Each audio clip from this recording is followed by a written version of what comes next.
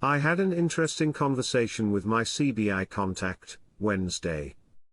We talked about the new peg for the dinar.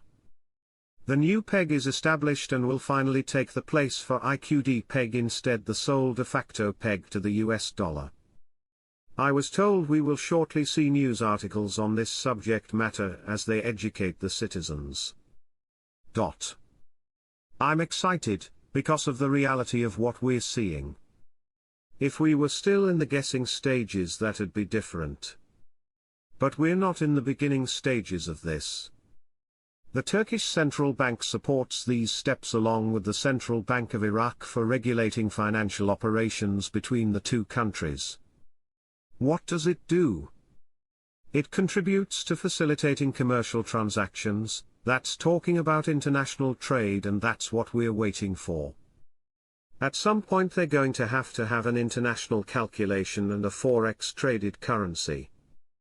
Al-Alaq urges Tokyo to open accounts for Iraqi banks. Quote, the governor of the Central Bank of Iraq, Ali Mohsen Al-Alaq, urged on Wednesday, Turkish banks to open accounts for Iraqi banks to expand financing channels for importing goods and services between the two countries, stressing cooperation in the field of settlements for users of Iraqi cards in Tokyo. Al-Mandalowi discusses with the United Nations Special Envoy for Iraq support for stability and reform in the country. The UN is there and saying that Iraq has made tremendous progress, keep going. This is an important piece. When they change their value, the world knows they are sovereign and stable. Iraq has made huge progress in reforming their country, especially the banking system. It's moving along really well. The economy is staring to grow. There's a lot of projects they are in the middle of working and a lot more to come. When that development road project is up and the railroad right next to it, you're going to see a pretty big boom in Iraq happen quickly. Trump and the Iraqi banks puzzle. Quote, it is very obvious that there are opinions and talks going on behind the scenes or in political rooms. Iraq is going through growing pains. They're still going to struggle. They're going to make a lot of mistakes, but they are poised right now for the future. They're not going to allow any more corruption. I am overly excited.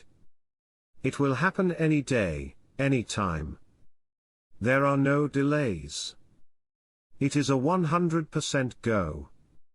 Guru Pimpi's concerns are unfounded, as Iraq has already adjusted their per barrel price expectation down to $40 pb. However, the notion Trump has something up his sleeve is almost a given.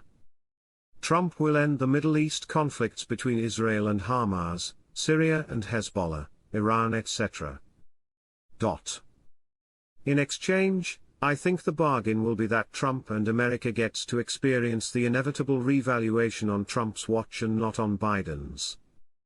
It is estimated that the USD and the State Department hold a great deal of dinar as a result of the many loans to Iraq that were, in reality, currency swaps. This would almost cancel out the national debt and Trump would appear to be the hero. We may be waiting until January 20th for our revaluation event. What are they doing? They're focusing in on non-oil revenues. That's important because 90%, 95% used to be all oil. Alaq is talking about getting to $40 a barrel, by going to non-oil revenue streams, by opening up the private sector. The transformation of the country is phenomenal. It's not going to stop. We have the evidence of that. What are they doing? They're focusing in on non-oil revenues. That's important because 90%, 95% used to be all oil. Alaq is talking about getting to $40 a barrel, by going to non-oil revenue streams, by opening up the private sector. The transformation of the country is phenomenal. It's not going to stop. We have the evidence of that. Economic expert Rashid Al-Sadi revealed today, Friday, that influential parties are working to erase the theft of the century with a political deal, fearing the exposure of others involved in the theft of huge sums of money. Al-Sadi said in a statement to Al-Maluma agency that the current period has shown cases of rampant financial and administrative corruption in most of the state's joints without resolving them judicially, as some influential parties have worked to dissolve the corruption case of Noor Zuhair, accused of the theft of the century, for clear reasons, fearing the exposure of new people involved in connection with those parties. He added that influential political parties are working to erase the file of the theft of the century with a political deal and close this file, which is one of the biggest files of corruption during the current period, indicating that the percentage of manipulation and corruption in Ishtar Bank, the Ministry of Transport, the Tax Authority, and the files of corruption at border crossings represent imaginary and astronomical numbers that reach billions of dollars and have not been resolved until this hour. He added, the size of the state's imports constitutes a small percentage that cannot be compared to the tax deductions returned to the state.